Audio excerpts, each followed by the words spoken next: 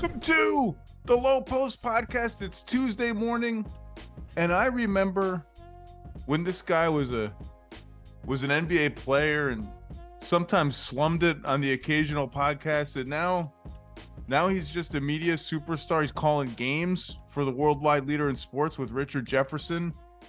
He's got his own podcast, The Old Man and the Three, which now is like spawning a tree of sub podcasts, like the Greg Popovich coaching tree. JJ Redick, how are you? I'm good, man. I can't believe I've been retired for over 2.5 years and working at ESPN for 2 years, and this is the first time you've ever invited me on the show. It's shocking to me that I had to wait this long. We're not doing that. We're just not gonna do this. We're not gonna do it. JJ, night one of the official elimination portion of the in-season tournament happened.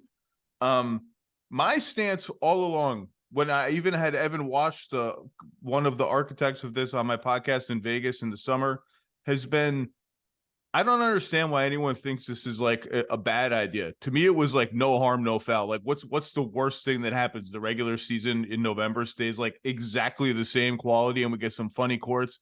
I think it's clearly been a success. I don't think it's been quite as much as a success as some of the television broadcasts are really trying to speak into existence.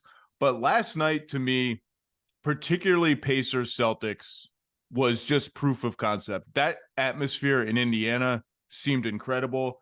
And I want to start with the Pacers because when we were bouncing around topics, I said to you, there are 3 teams in the league right now who are flirting with top 5 in offense, bottom 5 in defense. And the Kings kind of did that last year as well.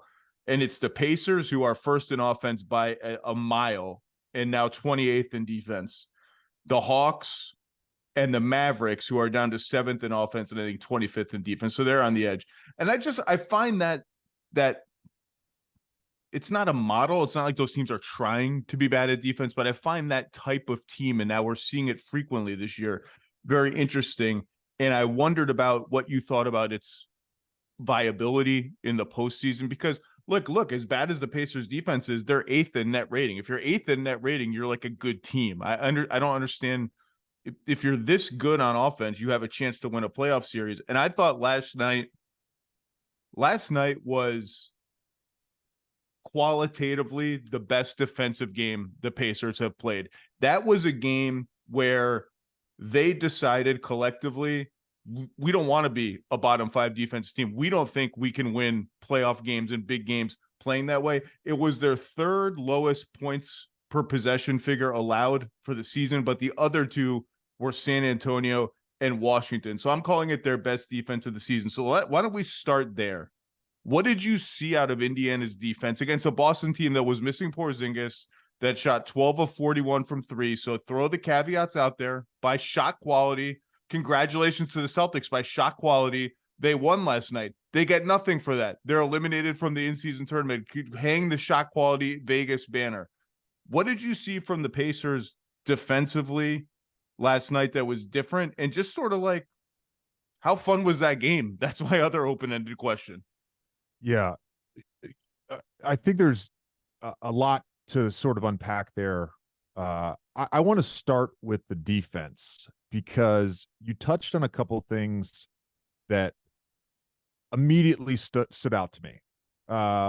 Number one was the shot quality Boston got. So a lot of hunting and targeting Tyrese Haliburton. And there were times where it looked like the normal Pacers defense, where he's just getting blown by, layup at the rim, that Tatum sort of Steve Smith move he had on the left wing where he gets the dunk, help is super late. Then there were other moments where, and I didn't look up the shot quality this morning on Second Spectrum, but there were other moments where they targeted him and they just missed shots. And so I also agree with you because I think Tyrese Haliburton, everybody thinks I'm biased on this. Like, he's my guy, he's my boy, he's my friend. And I'm pumping this. No, he's awesome. He's awesome. I love watching the Pacers play. that also to me was their best defensive game, because I think about, and this is going to lead me to my second point, which I want to unpack with you a little bit. I think about second efforts a lot in the NBA, right? Their initial efforts really stood out to me last night. I thought it was the best they were in terms of that initial closeout. The best they were in terms of on ball, in terms of like switching point of contact. It was, for the most part, there are obviously mistakes. There's mistakes in every NBA game. It was the best that I'd seen all season from the Pacers. And then there was some bad stuff too. To me, it was their second effort. So they hunt Haliburton. They create a good shot. They get a decent closeout. Instead of a 6-foot gap, there's a 3-foot gap. It's little stuff like that. When you kind of frame this question about the Pacers and the Hawks and the Mavs, I go back a little bit to Denver last year, where they had this great offense, and it's like, can they be average defensively? And what we saw over the course of the season, and specifically in the playoffs, and we've seen it at times this year when they've been at full strength, is their rotations behind the pick and roll are on point. They're in the right spots. Stan used to always, you can be in the right spot, but be wrong because your effort is not good enough. Denver has really cleaned that up over the last season and a half. And so when we talk about these dominant offenses, and I'll throw the Kings in there. Because I have a list of teams. I know we were going to talk about the weird teams. I have a list of incomplete teams, and I think the Kings are one of those teams to me. When you have a great offense and night to night, we're going to create good shots and we have enough skilled players that we're going to be in the game because we can score, and we can score in bunches. You don't have to be a top 10 defense. You don't have to be a top 5 defense. If your identity is on the offensive side of the ball and you are an okay defense, you're going to have a chance to win. And I think with the Pacers, the thing that has been lacking to me has been the initial action in terms of intensity. But then the second side, it's like, unless Miles Turner's on one night, they're just giving up easy points and they're taking the ball out and running up and trying to score. And that to me is like, that's the thing they got to close up. It's like some level of intensity and some level of effort on the second action, on the rotation, on the low man. They're just not good there. And I thought last night, for the most part, they were good. They were better. Yeah, there's carnival basketball, and then there's real NBA playoff basketball where elements of the carnival are still there. And Tyrese Haliburton, by the way, I don't know the whole, like, I didn't know that you got this, like, oh, JJ's just speaking up for, like, that's got to be over here. Just 27 points, 12 assists, only 2.5 turnovers, which is like the most underrated part of his game. Is he does not turn the ball over given how often he has it. On 52% shooting, 45% on threes, 60% on twos. He's shooting 62% on floaters and 52% on long twos. It's just ridiculous what he's doing. And I remember talking to him 2 seasons before last season for my 5 most intriguing players column I read every year. And he was talking about, it's remarkable. It was remarkable for me to go back and read that column, because he and I talked a lot about how, he's going to face more switches and more defensive attention. And some teams are going to try to dare him to score one-on-one. And like he said, I'm not like an incredible blow away athlete in terms of speed and leaping ability. And like, I've had some trouble finishing around the basket. He also talked about, like, this is his language he used. He's like, I spent this whole summer coming to grips with, I'm going to have to be a little bit more of a quote asshole on offense. Like, I'm going to have to hunt my shot more. And to read those comments and watch, and he talked about then how the key to his one-on-one scoring was going to be the threat of his step back 3 and how we could get defenders off balance and then blow by them. And like, boy, has that come to fruition. He's just, he's in the conversation for, I mean, first team all NBA has already been thrown out. Like, sure, that's going to be, now there's no positions. We're going to see how that goes. There are not, if we sat here and ranked the best offensive players in the NBA, I don't know how many guys we would name before we got to Tyrese Haliburton. We could do it right now off the top of our heads. I mean, it's Jokic, Curry, probably you got to put Durant there just because of what he's doing and his height. I mean, I'm going Luka, I guess. I mean, like, he's been on par with what Luka has done. Like, it's a very short list at this point. It is, and I'm so glad you went with the best offensive players and not the MVP, because I have the MVP plays in Denver.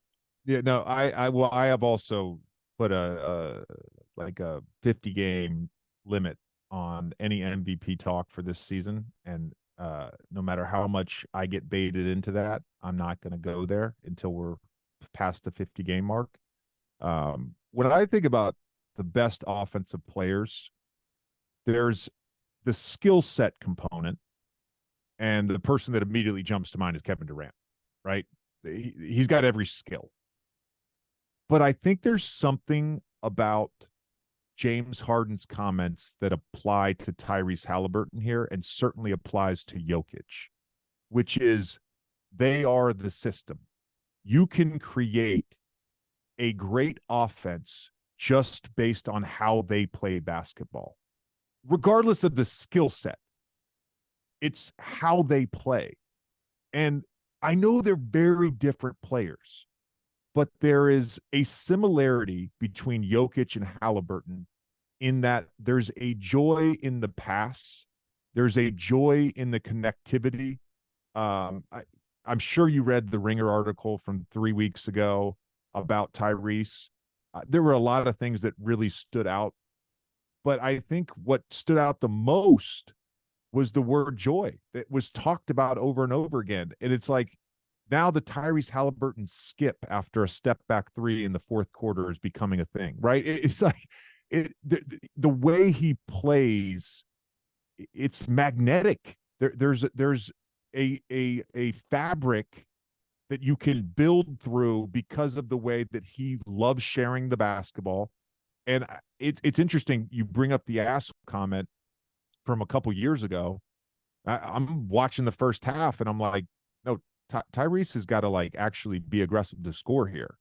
And that's my one knock, is like he'll go through phases of the game because of his natural desire to involve everybody, that he just like is off the ball. He's off the ball. He's getting off the ball. And like, it works sometimes. And in that first half, it didn't work. And then he comes out in the third quarter and he's uber aggressive to score. And I'd like to see more of that, even though their offense is great. And even though he's averaging 12 assists, I at times would like to see more of that. Like a better feel at times for, okay, you know what? I got to go get a bucket. And he had that in the third quarter. Props to him. Yeah. Again, 27 a game. But I want to talk about the defense, because I mentioned carnival basketball and real basketball. And look, this team does not have great defensive personnel. And they leaned all the way the other way when they decided we're just going to start Buddy Hield, because we love the chemistry with Haliburton and Hield. And the way they use Hield as a screener and a ghost screener, it just totally warps defenses over and over. But I agree with you. Like, aside from a portion of the second quarter when Drew Holiday was posting up their smaller guards, and like, I don't know what it is about the Pacers. They have absolutely no idea how to double team and rotate out of a double team. Like, once they double, it's like just 5 guys running in random directions. It's like, oh, we left Sam Hauser wide open for a corner three. At one point they doubled, and then they left the guy they were doubling. They left Horford somehow wide open under the rim. Like, everyone ran away from him and the Celtics just didn't see him. Other than that, I thought their screen navigation effort was much better. Their closeouts, you mentioned, were much better. And just like, there was a possession in the fourth quarter where Tatum had Miles Turner on him. And the Celtics, they monkey around with these matchups on defense in ways that, like, you saw Cornette guarding McConnell and Mathurin last night. And part of the reason they do that is, A, to fuck up your offense, to like take you out of rhythm. Like, you want to attack this matchup and get away from what you do, go ahead. I can tell you this, they love when teams scrap their entire offense to go at Sam Hauser. The Celtics love that. You want to go attack Sam Hauser? Go ahead and do it. Like, we don't care. But one of the benefits of that is sometimes those matchups carry over to the other end. So Tatum's got Miles Turner on him. He's dancing. He's lining up to drive. Aaron Nesmith is on the opposite wing, the left wing. Tatum's on the right wing. And he calls out to Bruce Brown, who's in the dunker spot on the same side of the floor as him, said, hey, let's swap places so I can be the low man. I want to be the low man because I think a drive is coming and I'm a better shot blocker than you. They swap places, and Aaron Nesmith, who has been fantastic defensively, ends up swatting Tatum at the rim, and they score on a fast break. The crowd's going crazy. That's the kind of stuff, like that focus and attention to detail was really there last night. Nesmith is shooting 46% from three. Longtime listeners know I have been foraging for berries and seafood on Aaron Nesmith Island for like 3 years. And we got visitors. We got an airport. People are flying in. It's been great. I thought Obi Toppin played his best defensive game of the season last night. Maybe damning with faint praise, but he was good. They're using him at center more with Jalen Smith injured. That's been interesting. Mathurin is capable of it when he really focuses, and I thought last night he was good. Like, they don't have to be this bad, and they can't be this bad, 28th bad, if they really want to win around in the playoffs. And I thought last night showed me, like, big atmosphere, big game, the whole basketball world watching, no other games going on. They're treating it like a playoff game. And they played it like they're going to have to play a playoff game. I thought they got lucky with Boston missing shots. Fine.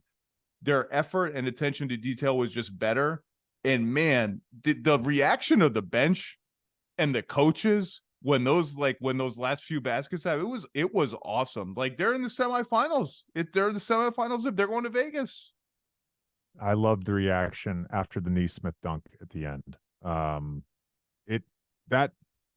I think you nailed it. Like, it felt like a playoff game for much of the game, and certainly in that second half, it felt like a playoff game. I'll go one step further on their defense, Zach. I don't think they'll be a playoff team unless their defense improves. Okay, fair. Much less win around. They might prove you wrong if their offense is this much better than everybody else. They may, but let's assume they're not going to have perfect health for a season. Let's assume Haliburton's going to miss a few games, right? I just don't think what I mean by this, their margin of error with their offense and having this bad of a defense, it's not that big. So you go through a stretch where you have 3 or 4 games where you shoot 32% from three, and you maybe have a high turnover game. All of a sudden, the East is going to be jammed, man. The East is going to be jammed, and all of a sudden you're looking at being on the road maybe for a play-in game. Like, they've got to improve. And to your point, last night showed me they can at least be average or slightly below average defensively. They don't have to be this bad. Do you have any takeaways from Boston's perspective? Kind of a clunky game for them in stretches. They were my pick to win the championship. They're still my pick to win the championship. Obviously, they're a different team with Porzingis on the floor, and they're one guy thinner with Porzingis out. It feels like every Boston loss is like somehow alarming. It may be because they're so good and their expectations are so high that every time they lose, it seems to be like, oh my God, we got to talk about what's wrong with, like, I went on NBA today in like 4 hours. And one of the topics was this an alarming loss for Boston? Literally, that's the topic. What's your just general temperature take on Boston? What is their vulnerability? What do you watch for when you watch the Celtics? Oh, that's a good question. What do I watch for? Let me tell you what I like so far. Mazzulla talked about really using the post up, specifically with Jaylen Brown and Tatum and Porzingis.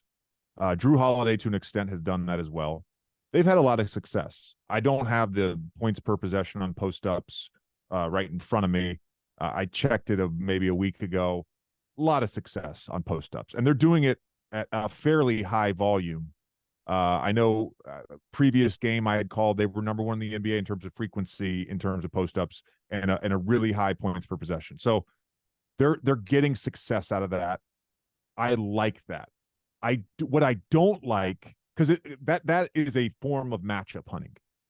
What I don't like is the matchup hunting where it ends with a contested 3-point shot. And we saw some of that last night. And it's not to say Jason Tatum and Jaylen Brown can't make those shots. I think Boston's at their best when they're moving the ball and they're moving bodies. And then the matchup hunting happens when Porzingis gets a small on him and he does his low Brook Lopez rip through and either scores at the rim or gets to the free throw line. Or Tatum has a Tyrese Haliburton on the left wing and he can make a play out of that. That, to me, is their best form of matchup hunting right now. I don't like when they go late game and it ends, every possession for 4 straight minutes ends in a contested jumper. I don't like that. And everybody's standing around watching. And there's been some of that this year, but I think they've been better. To me, they're the best team in the NBA, at least on paper and at least what I've seen so far. And I think a couple of the things that we were worried about with them, the third big, the bench rotation, like Hauser's been awesome. Hauser's good. Hauser's just good. Oh yeah. Pritchard, I love Peyton Pritchard, and I know he got up to a really slow start. He's a good basketball player. He's feisty. He's competitive. Like, he gives you something. A little change of pace. You know, he's got the fucking ass in him. Like, I like him. Cornette's been really good. Like, he can't shoot anymore. He came into the league as a stretch 5. He can't shoot anymore. But he's been fine. So, to me, the worries are they revert to bad habits in terms of the late game stuff. And of course, like with any team, it's the health. But their top 5, oh my God. Like, I think Denver has like the perfect starting 5. I've said that all season, and said it a couple times over the summer after the finals. They have the perfect starting 5. The pieces all just fit. They complement each other. Like, they've all gotten over their egos. Like, it just works, right? Boston starting 5 potentially is better. And to me, I say this all the time. I'll repeat it for your listeners. Derek White is a bad dude. Like, he is a bad motherfucker.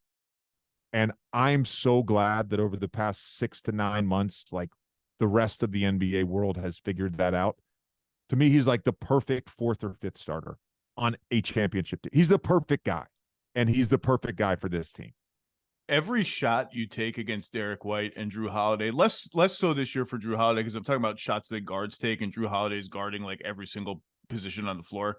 Every shot you take is like, you got to put it an inch higher, or you got to release it like a couple inches to the right or to the left, because Derek White's just there were a couple in the first half when he was guarding Haliburton, where he's like adjusting his shot angle, even in the paint, and he's shooting air balls.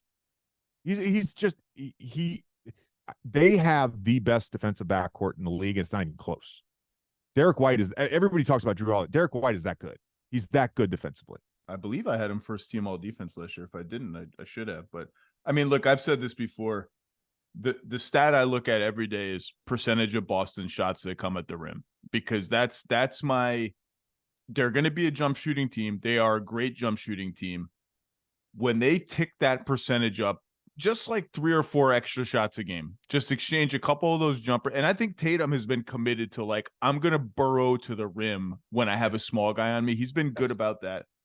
I think Jaylen Brown has been there's a little bit of like mini Celtics panic today because he's had back-to-back 0 assist games. I think he's been fine since that Charlotte game where he was a little out of whack and they lost in Charlotte. And he knows, like, his best offense is in transition, because he's often being guarded by opposing 4s and they just can't stick with him in the open floor. But when they get to the rim a little bit more, and just like I keep saying this, but the default doesn't have to be kicking out. Like sometimes just go up, draw contact. Tatum had one last night where he missed. There was an offensive rebound. He missed that, but he got fouled. Like just a little bit more of that. And if they're healthy, I feel like they are the best team in the East. Denver, to your point, I mean, the basketball gods could not craft a better starting five in terms of just how the pieces fit than that. It's just a wealth of talent, and that all fits together. Any other Celtics takeaways from? I mean, 12 free throws, that's low for them. I mean, Indiana is actually kind of a high foul team. That's kind of anomalous. They're 28th in opponent free throw rate. Any other Boston takeaways? Anything that you saw that was like, oh, that's a bad? Again, every time they lose, it's just like this New England panic sets in that I really enjoy. But anything else you took away? No, I mean, look, I get the New England panic setting in the same way that I understood and understand the Philly panic setting in. Although the Eagles fans I've talked to since the 49ers game, they've been relatively mild-mannered about that drubbing that came on Sunday. Your point about the default kicking to three, I that sometimes is a concern. There was a specific play last night where Al Horford got run off on the right wing, and I can't remember who was in the right corner, but he had a clear path to the basket. And the guy who was guarding in the right corner gave like the bullshit help. And Al still had the lane. And I know Al's old, maybe doesn't want contact at the rim, but he just defaulted to the kick and they got a contested three and they missed. Tatum, to your point, if the emphasis for him is just like, I'm going to go to the basket and there's nothing you can do about it. In the same, like, I hate to make this comparison, but I get shades of this some games. There's games where LeBron says, man, my jumper's off. I've got to force the issue here. And it works. Tatum's doing that. He's doing that at times. I understand. I just looked this up the other day because I don't know why. You just mentioned Horford being old, not wanting contact. And I understand Horford is now a jump shooting big, has been for a long time. Yeah. How many free throws do you think Al Horford has shot this season in 18 games? You're setting me up here. I'm going to go with a low number. I'm going to guess 9. 7. Al Horford, and he's 7 for 7. He's shooting 100% from the foul line. He leads the league in free throw percentage. Probably doesn't qualify for the league leaderboard. He has not shot over 100 free throws in a season since 2018. Do you think? I got a question for you. This is actually a question, something to think about. Because I see this on some players where like, he's played 196 minutes and he's taken 2 free throws or whatever. I think some of this is the strategic influence of attacking closeouts, kicking out, attacking closeouts, kicking out. Like Quentin Grimes comes to mind with the Knicks, where it's like he has now been programmed. I think players have been programmed now, and I don't like it. We're like, you do have a clear, put some pressure on the rim, make them foul you. And I think the default for players in general, I don't think this is just a Boston issue or an Al Horford issue. I think I say this all the time. You've got 24 seconds to create a good shot. We have basically told, and coaches do tell players this, you're one of the guys that's not allowed to take a mid-range shot, right? So now you get run off a closeout with 7 seconds to go in the half court, and you drive, and there's somebody in the vicinity of the rim, and it's like in your brain now, I've got to kick. Well, I think a better play, it was 7 seconds on the clock, honestly, is a pull-up 17-footer, but nobody wants to shoot those anymore unless you're Kevin Durant or Devin Booker, Jaylen Brown, or Jason Tatum. There's like 10 guys now that shoot those shots in the whole league. When they get run off a closeout and then they're just kicking, what often happens? A contested 3 or a shot clock violation. Put some pressure on the rim or shoot the pull-up. Get free throws. Free throws. I hate it. So here's the thing with the shot quality stuff. like a lot of the analytics people today will be like, well, it's 12 of 41 from three, just bad luck, just bad luck. Well, here's the thing, like, true, fair, like bad luck. Okay. Threes are just a higher variance shot than shots at the basket and free throws. So it's cool in game number 21 of the regular season to be like, bad luck, man. Just next time shots will go in. You have two bad luck games in the first three games of the conference finals. Like, you don't have the next 50 for the luck to even out.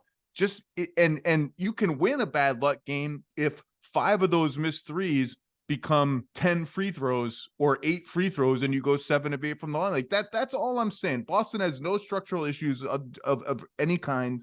Just give me a little more, just get a little grimier. Let's Zach, when is this coming out? In like 2 hours. Oh, okay.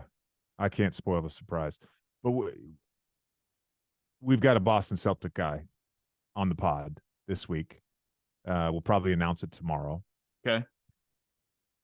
It's something I talked to him about, and specifically, like, well, you can figure it out, but specifically, like, when to pop, when to roll, and are there certain plays that you guys are running when you're supposed to roll versus are there certain plays when you're supposed to pop?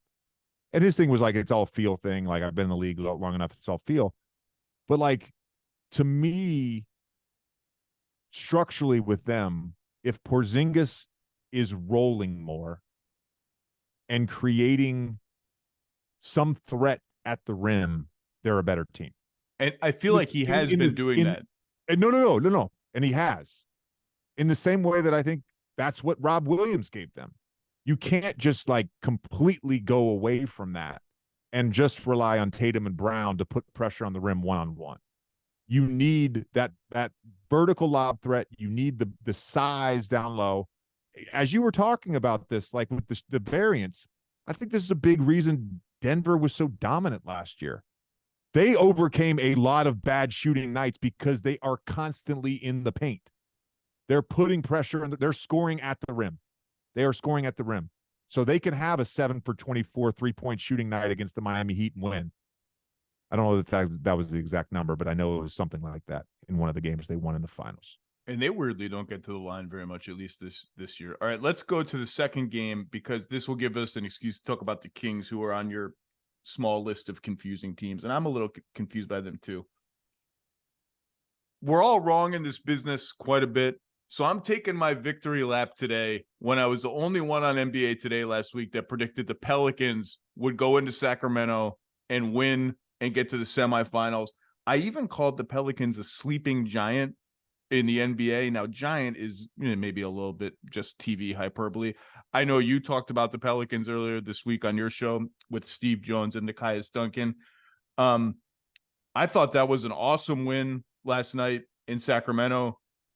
They look whole to me now with CJ back and Trey Murphy the third back. Just the injection of shooting and wings and ball handling is massive for them. They played Zion at center quite a bit last night, which is a look they haven't used much. And now part of that is that Larry Nance is injured, but they have the wing. I mean, Jordan Hawkins didn't even play. They have the wing depth to do that. And I just watched them. The Ingram Zion fit is always going to be a little strange and a little clunky. They don't necessarily directly complement each other a lot, but there's a little bit of a flow and a hierarchy developing there that just makes a little bit more sense. Part of it is, I mean, CJ just got back, but he's clearly going to be a secondary option for them now, which I think is good. Like, stick him around whatever Ingram and Zion are doing, kick him the ball, and all of a sudden it's like, whoa, that's CJ McCollum attacking a closeout. That's awesome. When those guys rest, you get to cook on the pick and roll. There were a couple like Ingram. There was an Ingram Zion. I'm sorry, an Ingram JV pick and roll last night. Kick to Zion on the wing. No one's guarding Zion. That's fine. That's part of the deal. Zion immediately transitions into a Zion Valanciunas pick and roll. Kick to Ingram for a three that missed, but it was a good look. Their offense is just starting to make sense for me. This is they played a lineup last night. CJ, Murphy, Herb Jones, who's going to make the all-defense team this year, I think. I mean, he's going to have an incredible case. He's guarding De'Aaron Fox one night and like a center the next night. Ingram, and Zion. It's an awesome lineup. Like this team is, if they can just stay healthy for like a hot second and develop a rhythm and a flow, we're getting Zion is running pick and rolls, highest volume of his career, which makes a lot of sense. Fewer posts, more pick and rolls. I don't know, man. This is like Stan Van Gundy said it on the broadcast last night. If they can just stay healthy, no one is going to want to play them in the playoffs. Like I don't know really what their upside is because I don't know how good they can be defensively. But this team's got a lot. It's got a lot of talent, and I think people when they were 9-8 last week, and I had Doris on, and I said pick one team in each conference that you're just paying like they're in the middle of the standings, but you're paying attention, either good or bad. Pelicans was the easy pick in the West for me because I thought they had done really good work to be at 9-8 or 8-7, whatever they were at the time, given their injuries. What is this team? Are you as optimistic? I don't really even know what I'm saying. Like, I don't think they're going to be in the conference finals or anything, but like if they were, I wouldn't be completely blown away by it. I have held on to all of my Pelican stock for the last 2 seasons. Keep in mind, prior to Zion getting hurt, I believe they were second in the West behind Memphis at 23-12 or 23-13 when he got hurt in that Philly game in early January. They were number 1 in the West about 28 games into the season, I think at 19-9. Last year, health is the concern for sure. When I think about their team fully whole, and this includes Larry Nance, at least the idea of Larry Nance being a switchable big, I think they have one of the most complete rosters in the NBA. They have enough shooting. They have enough shot creation. Brandon Ingram, to me, from year 4 on, just keeps getting better as a passer. There's a couple guys on Pelicans Twitter that I follow that post the potential assist numbers every game for these guys. And the potential assists, consistently over the last 2-3 weeks has been 10 or more every night. Like he's, to me, Zion is like, give him the ball and let him go. BI is more of the thoughtful guy. Like how can I create a good shot for our team? That's the best version of BI. I'm not saying he does it all the time. He also played last night a very muscly game for him. Like Yeah. he was going up for offensive rebounds, kind of like going through contact at times. I like this. Like he was mean. I was like, I want more of this meanness. They to me are a sleeping giant in the West. And you said, can they have they were sixth in defense last year? They were sixth in defense. I don't really know how that happened. It's like them and the Bulls were 5th and 6th. Yeah. Yeah. Herb Jones and Alex Caruso. That's how it happens. Those guys are as impactful as any defenders in the league to me. There was a play last night where Herb Jones cut off his own man on a drive, who then flipped to someone else, got driven by, switched, cut off that drive, recovered for a 3, flew by him, then blocked the 3 from behind. There's 5 or 6 possessions, Zach. When you watch the Pelicans play, there's 5 or 6 possessions every single game that are like that. He is so disruptive. And he's a wrecking ball. I called him a menace yesterday. He's a wrecking ball and a menace defensively. You know what else he is? And Zach, he doesn't do just one thing either. He's a help side defender. He's an on-ball defender. He's a rotation guy. He's a charge guy. He's a verticality guy at the rim. Like, he does everything defensively. You know what else he's doing? He's shooting 36% on threes. He is a menace in transition on offense. And maybe my favorite thing about him, and this is a weird team that's going to be working in the mid-range and it's going to get mucky.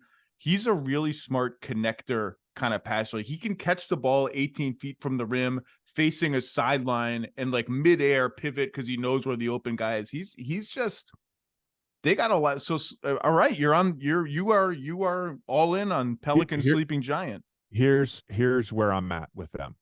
If you brought up like Western Conference Finals, here's where I'm at with them when we talk about them in the playoffs.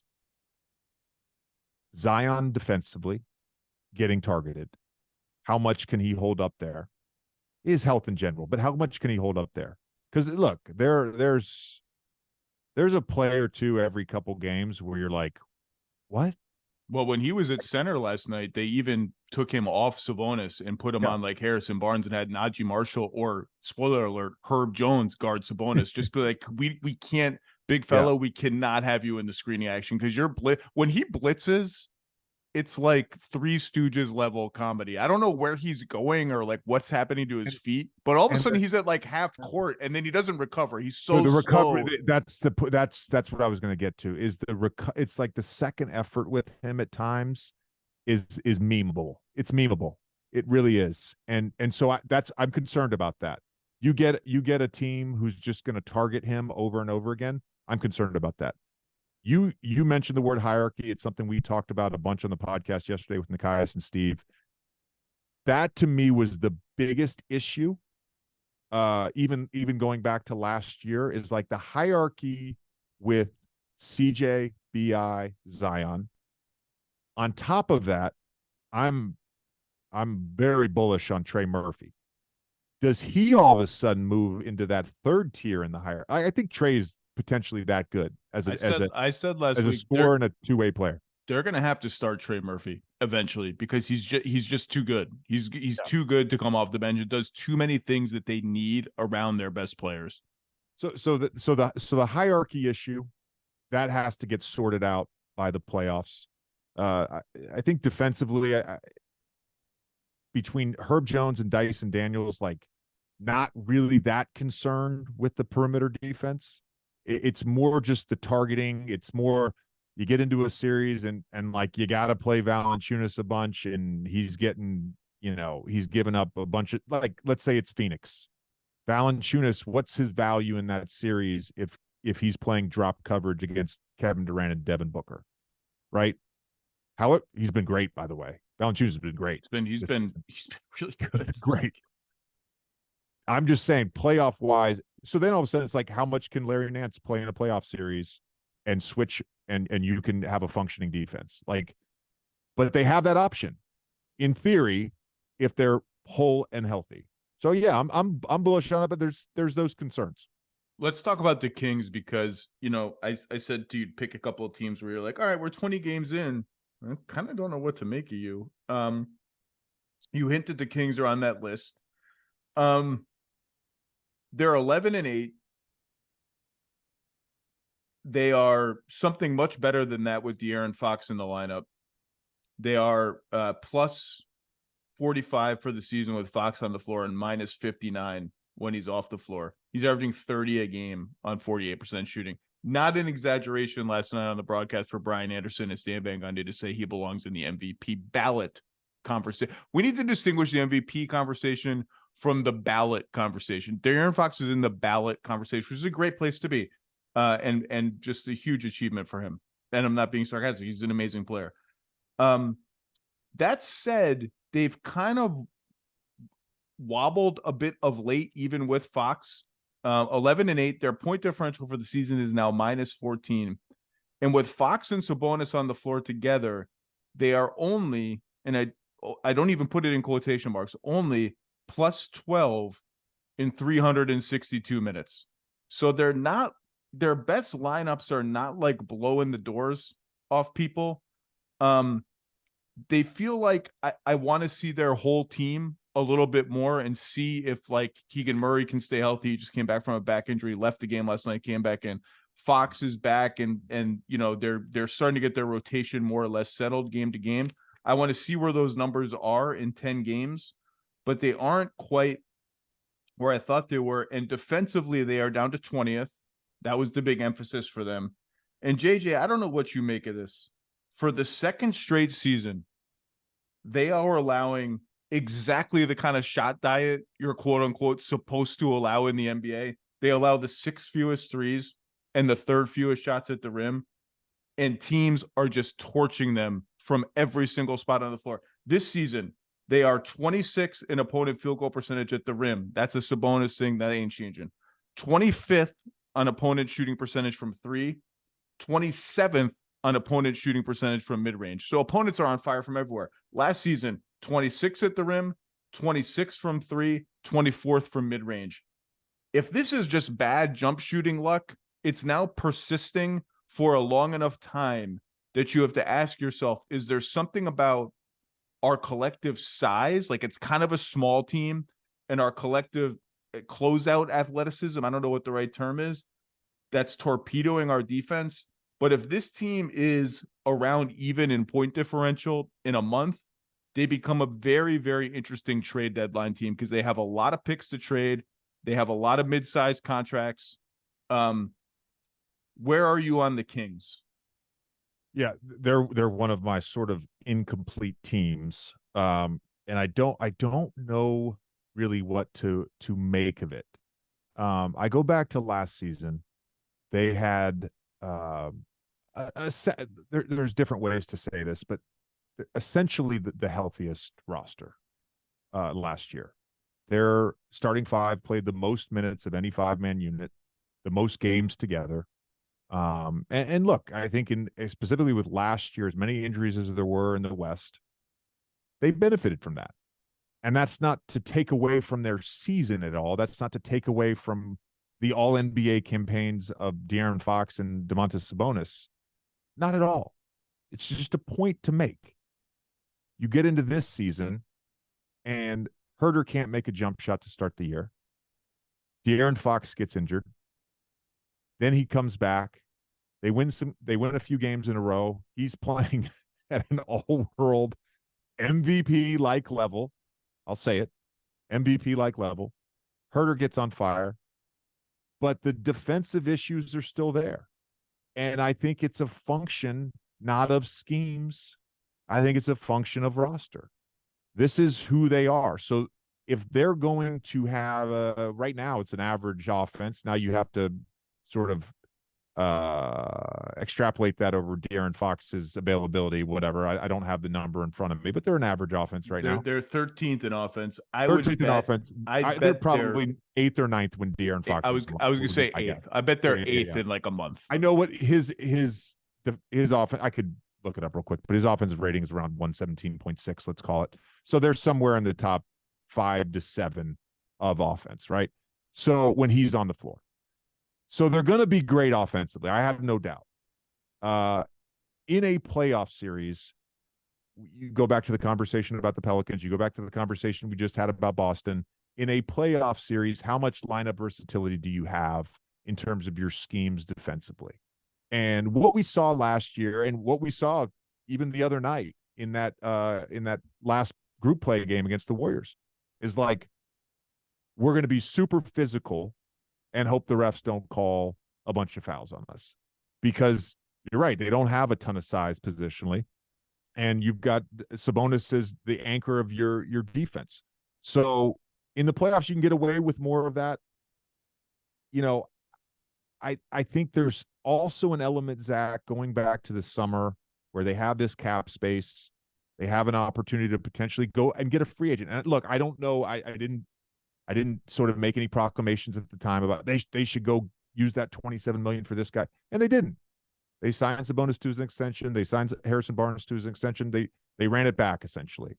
They got Duarte from Indiana as like the one sort of guy, right? And it's like, all right, you're banking on the core continuity, but there were still the inherent roster issues. There's no doubt in my mind they're going to be a playoff team. Like they're too talented, and Sabonis and Fox in particular are too good.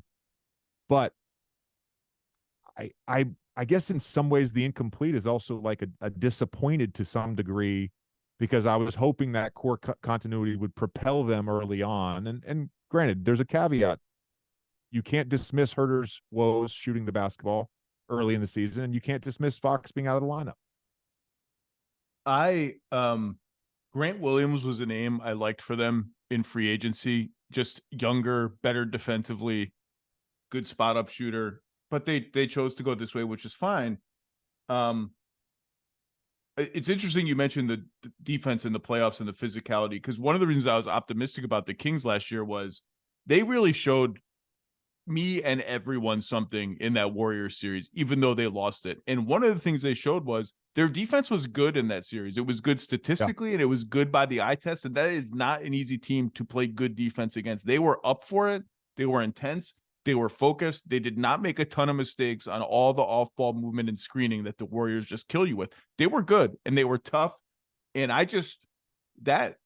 a young team. Zach, they lost the series because of Steph Curry's brilliance. Like that's why they lost the series. He had I've said unbelievable games. And I've said this too. I think they win the series if Fox doesn't break the tip of his index finger halfway through it. I think they probably win the series. And that win in Golden State in Game 6, backs against the wall, is one of the most impressive wins I've ever seen a young team get in its first playoff go around. In that building against that team, that is one hell of a win.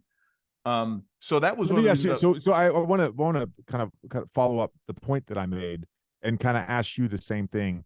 Like there's when we talk about players, and some players we certainly take for granted in this regard when they've done it over an extended period of time, they're just, it's like sustained excellence. We sort of take it for granted. Like, let's not take for granted what Giannis is doing this year. Like, he's been awesome the last month. Like, he's been awesome.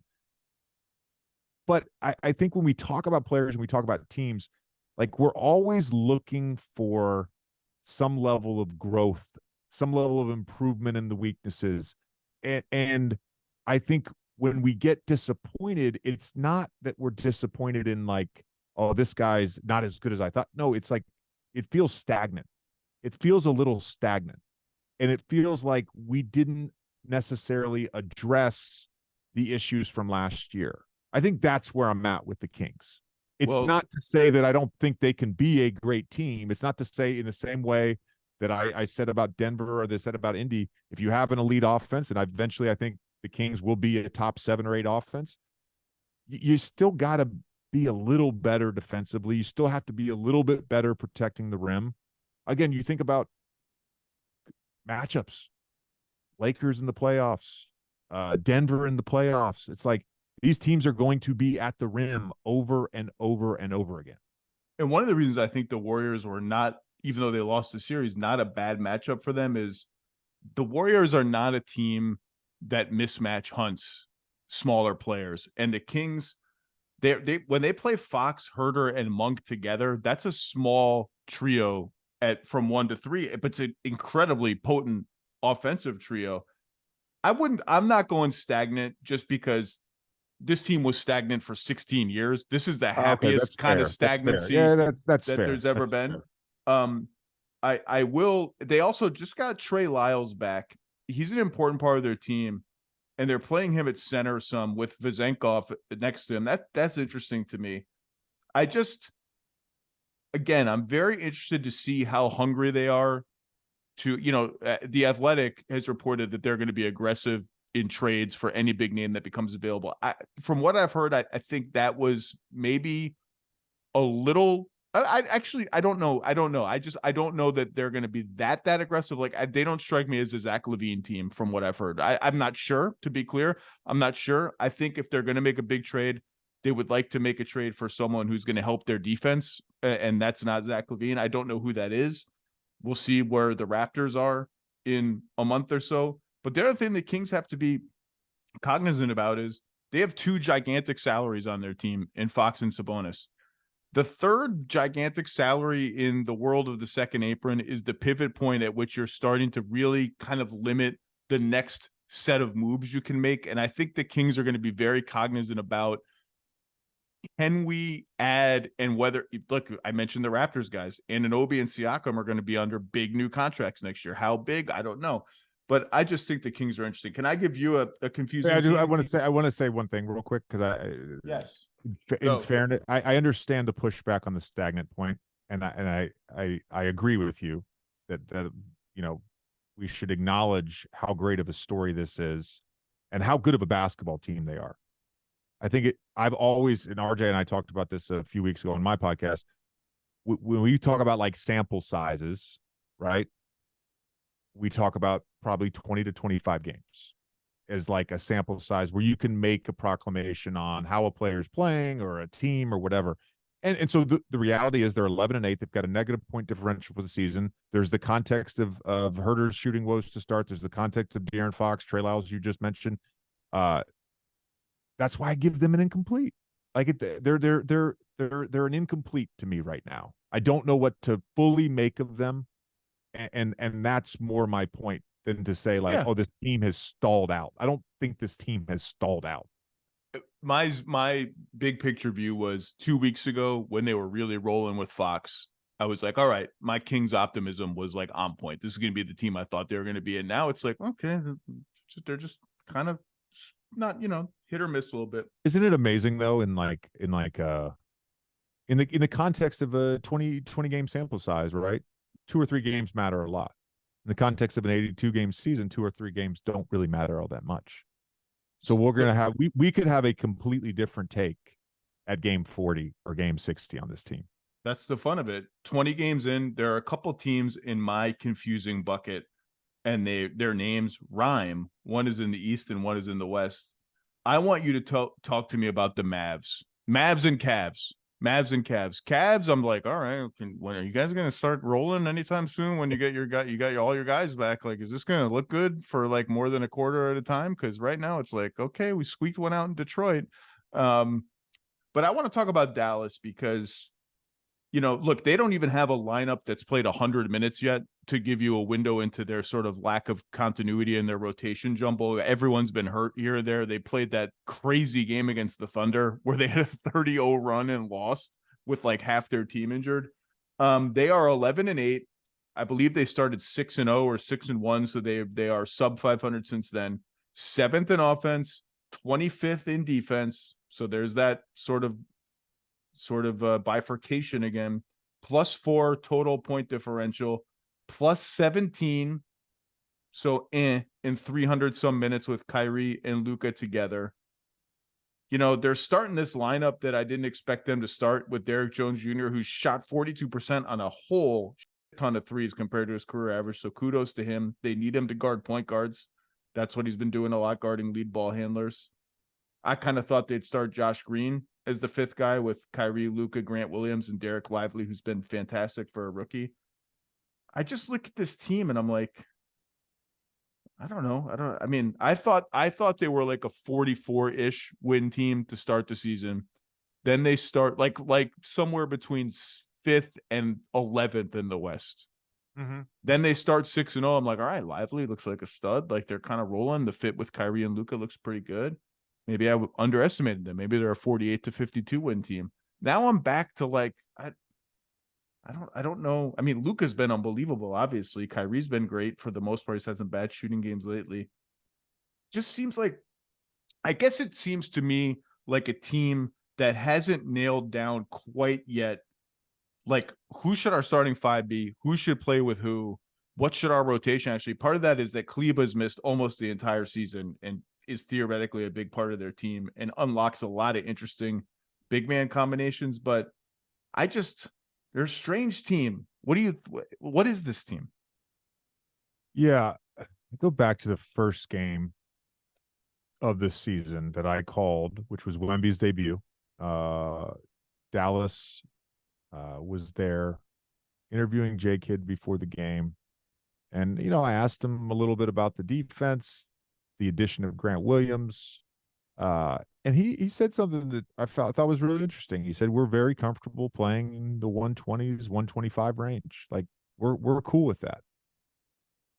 I don't know that that's like a sustainable way to 55 wins, but the 44 win mark and 5th to 7th in the West, that still feels very plausible. And a big reason why, and you and I actually, when I had you on the pod, we spent some time on the Mavs, and, my 2 big things defensively for them were point of attack, just not having a great point of attack defender, and then rim protection, which they were awful there last year. Go back to the playoffs against the Warriors, awful there. They're 29th in field goal percentage allowed at the rim this year, despite Lively being good. And so I think the defensive question marks are still there. I'm probably higher on this team than I was when I had you on my podcast a month or so ago for our season preview. I'm higher on them. But I don't look at them as an upper tier Western Conference team.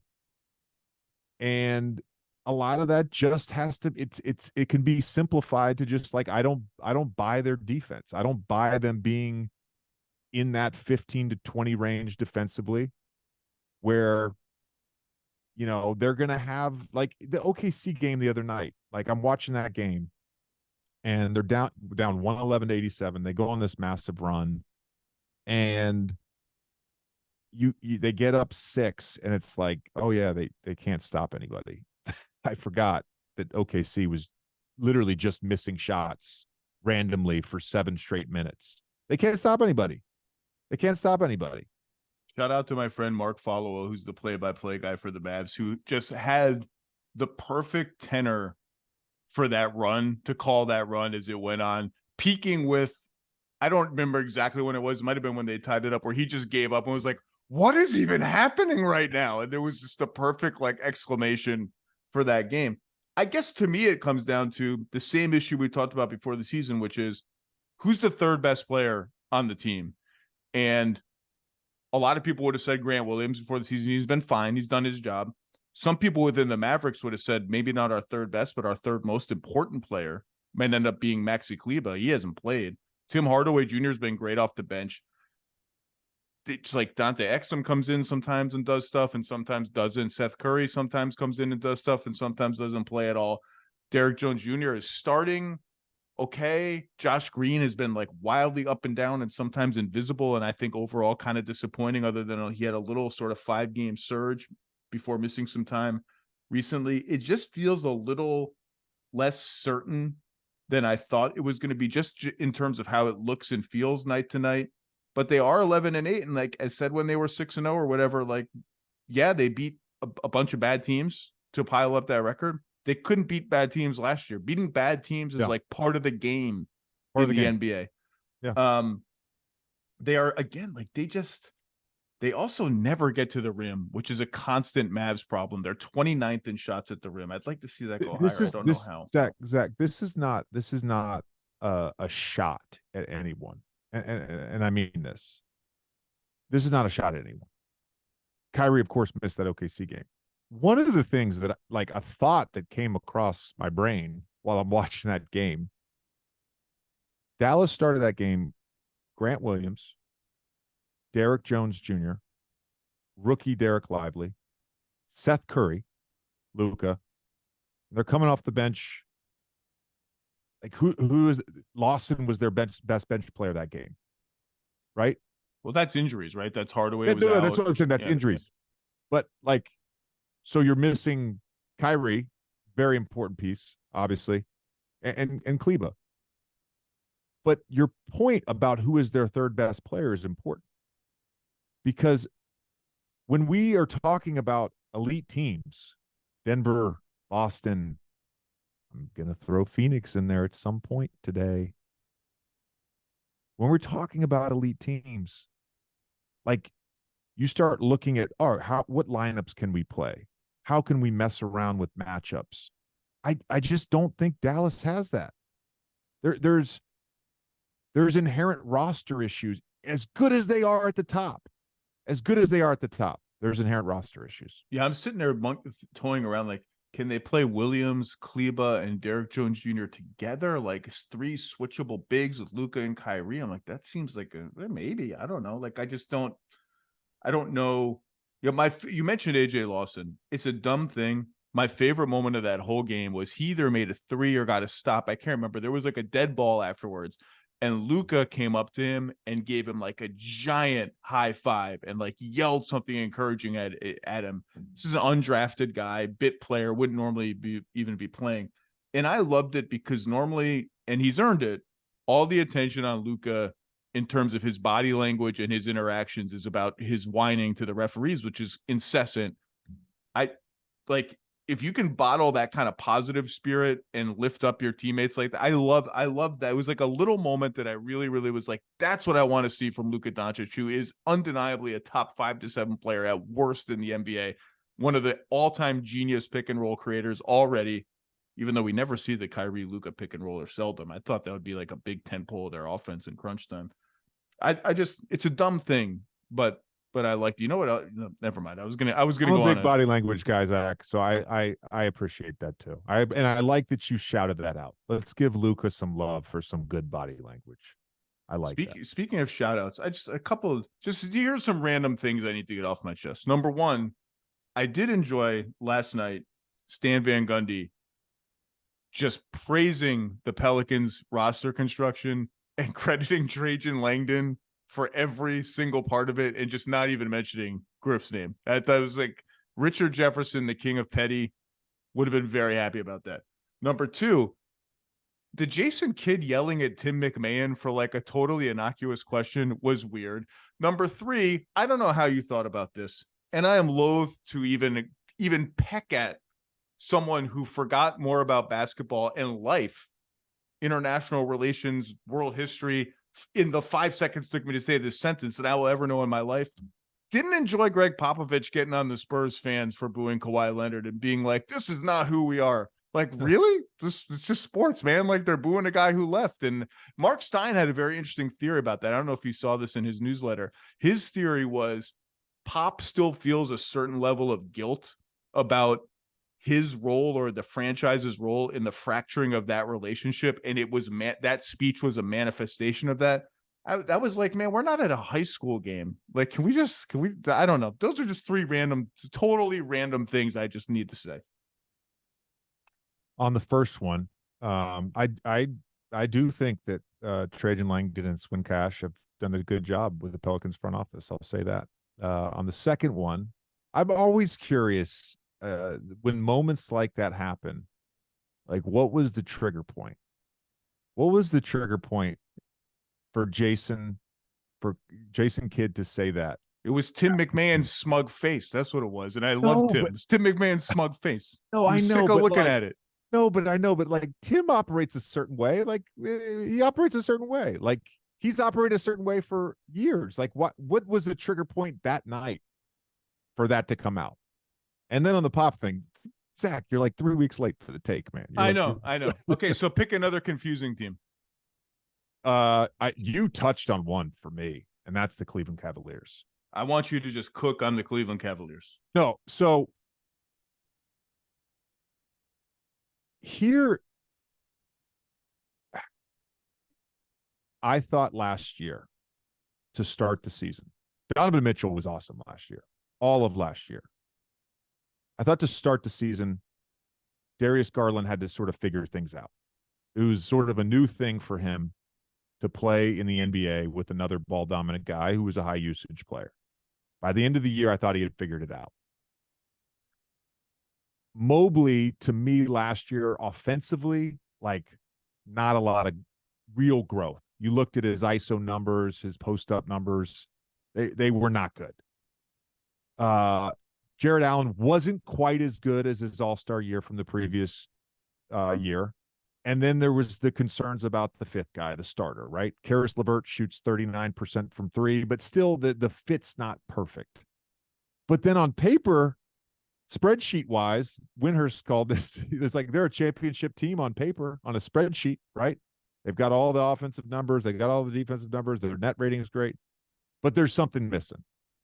And they go get Strus, who has been, I think, awesome for them. Exactly what they unlocked. They've unlocked this playmaking aspect, specifically the two-man game with him and Mobley, that has been awesome. And Stan used to talk about this all the time, and I use it in reference to bigs a lot, like a Sabonis or like a Jokic or like a Şengün, where I talk about connectors, like bigs serving as hubs. But like wing players, you brought up Herb Jones earlier, and like that's an example of it. Like Max Strus, you watch Cleveland play, and he's just a connector.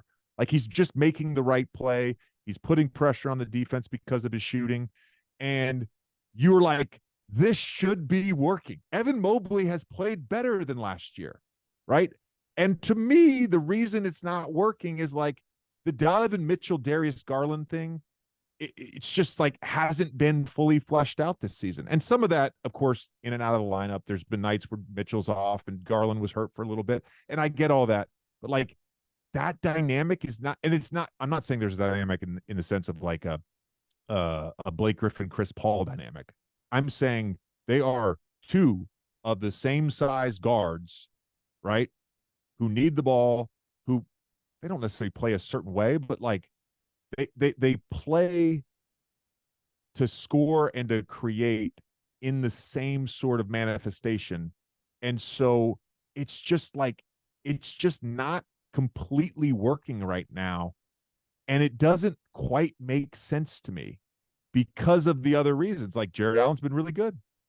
You know, Karis LeVert hasn't shot well. He's been fine off the bench. Like they've gotten enough from him as like that super sub score off the bench. They've got enough. Strus has been great. Mobley's been great. So like, if I'm not pointing fingers at Mitchell and Garland because the counting stats are fine, but it's just like that to me, you see some of the shot selection at times, and it's like, all right, we're kind of getting out of what we're trying to do. Now that the Pelicans have I don't want to say stabilized, knock on wood, because they've just never had any stable health, but they appear to be on the way to being the team that a lot of us thought they could be, or at least a solid, good team.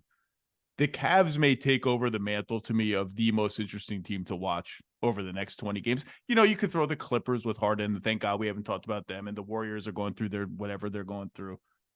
Because I totally agree with you. There are nights when I watch the Cavs and Strus has added just the side to side dynamism that he brings to get them out of the just like the, okay, pick and roll, your turn, pick and roll. And there are games where like Mobley and Allen are throwing these big to big passes to each other and they're dunking them. And I look up the numbers. I'm like, oh, their offensive efficiency still sucks with those two guys on the floor. Like something isn't working. And I don't know. I honestly like don't even quite know what it is, because it could just be every part of their offense, including that big to big stuff, is just inconsistent. I don't know, but something isn't. Their good eye test quarters and 6-minute stretches and whatever are not translating to the kind of team they should be. Yes. There's stretches of games where they look awesome, and they look like a team that on paper should be one of, I think, the 5 best teams in the NBA. And then there's stretches where you're like, the offense just doesn't work. Here's a question I have for you. And I can't say that it's like there's a right answer to this, because they were a top 10 offense last year. But I think in some ways, like the key to the long term, let's say this Garland, Allen, Mobley thing, like, is a long-term thing. The key to me is like Mobley at some point has to be able to stretch the floor and shoot threes. That to me unlocks a lot. Or play center. Unlocks a lot. Or play center. Right, but then you're eliminating Jared Allen from the equation. Why are you doing that, Zach? I'm not. Look, Jared Allen has been great, other than the playoffs last year, where Mitchell Robinson took the spreadsheet that Brian Windhorst talked about and ate it, and just crumpled it up and ate it, and was like, enough of your spreadsheet. I don't know. Something just isn't. I agree with you, but last question, and I'll let you go.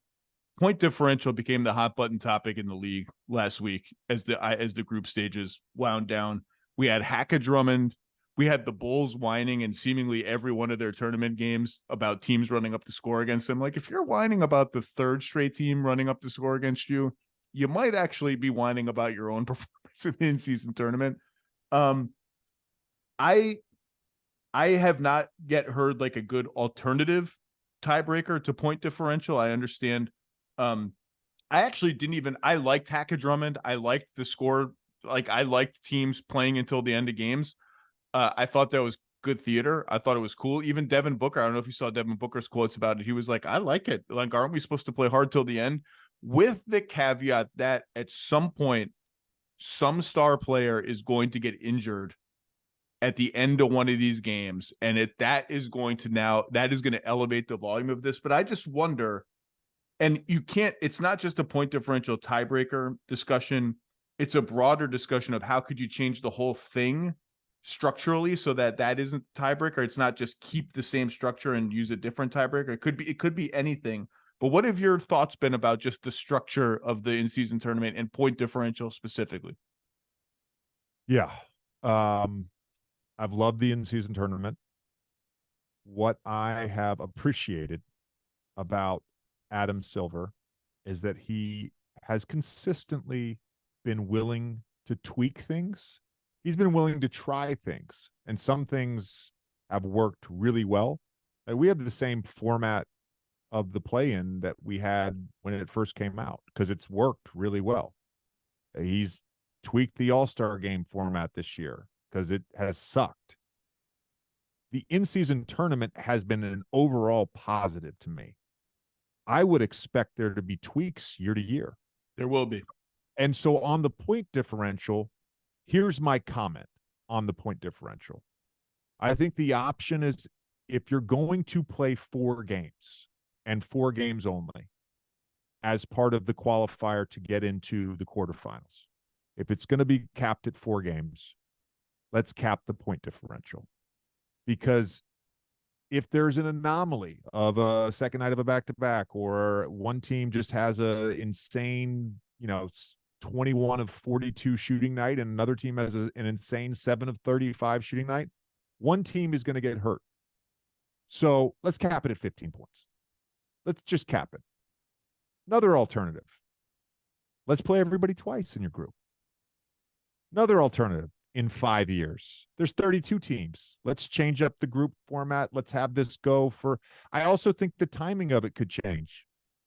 I talked about this earlier today on I think it was Scal and Frank's show on Sirius XM. You go back to that 20 game sort of format that RJ and I talked about as being sort of like that's the sample size, right? As a player, there are different points in the season where you feel extra excited. Now, I was always excited to play, but there's different points in the season where there's extra excitement, and there's different points in the season where there's a lull. If you use the Christmas Day game as sort of a tent pole for the NBA season, you use the All-Star break as another tent pole, and then you use the end of the season. I don't think it makes sense to do the in-season tournament between the All-Star break and the end of the season, right? That's about playoff seeding. So really you have 2 opportunities to do it. You have an opportunity pre-Christmas, and then you have an opportunity to do it from Christmas to the All-Star break. I like the idea of doing it after the Christmas break. The reason is I always felt an extra layer of excitement in November. It's the beginning of the season. You're figuring things out. You're problem solving. You're trying to get into a rhythm. Like it's fun. That part of it is fun. Christmas Day, great. Holidays, great. January 1, New Year's game. I always enjoyed them. And then you hit this lull in the season. So there could be an opportunity to stretch this thing out over 6 weeks going into All-Star break. There's also an opportunity, if you want to start that first weekend in November, let's stretch it all the way to Christmas. So let's play 8 games in pool play, right? Let's do a home and home if it's geographical. Let's figure out a way to do this. I think they're a little limited in that logistically because of this commitment to Tuesday, Friday. So if we're going to commit to Tuesday, Friday, then okay, you're probably going to have a hard time playing 8 games just because of the amount of games that are played and the amount of travel, all that stuff. But if you're willing to negotiate a little bit on the day of the game, I think you can stretch this thing out to 8. I think based on the reaction, my own personal sort of feelings about these jerseys and courts and nationally televised games around the in-season tournament, I'd love to see there be more than 4 group play games. And then I think the point differential doesn't matter as much because the anomaly of a 27-point loss doesn't stick out as much. First of all, the courts are good other than the red ones. All the courts have grown on me. I'm a fan. Tuesday, Friday, look, it's no secret that this property is going to be up for bidding to various broadcast companies. So Tuesday, Friday is not permanently baked in necessarily to the structure of it. But it is in the NFL season 2 non-NFL nights. True. I get that. Yeah. And And just, I've even had people pitch, like, to your point, if we get to 32 teams, we should just like pause the season and have a 32 team single elimination tournament. And as teams get eliminated, they resume their regular season schedules so that there is no point differential. It's just, I don't know but how do you do that? How do you have a schedule so flexible that it accommodates that? Like, I haven't heard. I haven't read the article yet, but there was an article today that showed up on my timeline. And I bookmarked it. The fact that they were able to pull this off the first week of December with no games scheduled, and then just like, all right, we got games scheduled. I don't think people understand the logistical nightmare of that. I mean, even to the point of like, hey, we got to book a block of rooms at a hotel in Miami. Like, it's difficult. It's difficult. Well, the Wizards are staying. The Wizards are playing, I think, I believe the Wizards are playing the Knicks on Friday, and they're staying in Brooklyn because they could not get a hotel. There's nothing wrong with staying in Brooklyn. But look, if you could avoid going over a bridge to get to your NBA game in New York, you should do that. All right, JJ Redick, you got to go real quick. Okay. I just want to say there's a lot of stuff that we had potentially talked about we didn't get to. All right. Okay. Thought we were going to talk about the Hawks today. That's okay. We don't have to talk about the Hawks. I don't actually want to talk about the Hawks. I saw this morning.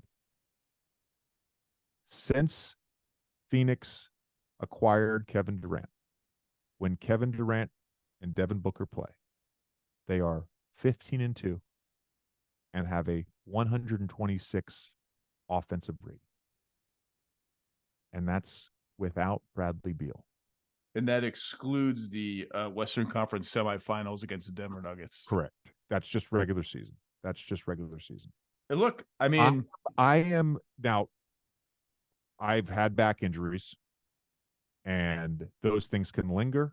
They can, unfortunately, as we've seen with a couple players in the last few years, end up resulting in surgery, which I was always told every time I had a back injury, do everything you can to avoid surgery. That team, to me, has the potential to be elite. And maybe that doesn't manifest itself till later in the regular season. Maybe it doesn't manifest itself till the playoffs. But they're whatever they are, 12-8 right now in the Western Conference, sitting in fourth place. Phoenix Suns. I'm a believer. Are people disbelieving in the Phoenix Suns? Is that like a hot take that you just unleashed? No, I just want to remind people. There's just not the buzz there for them.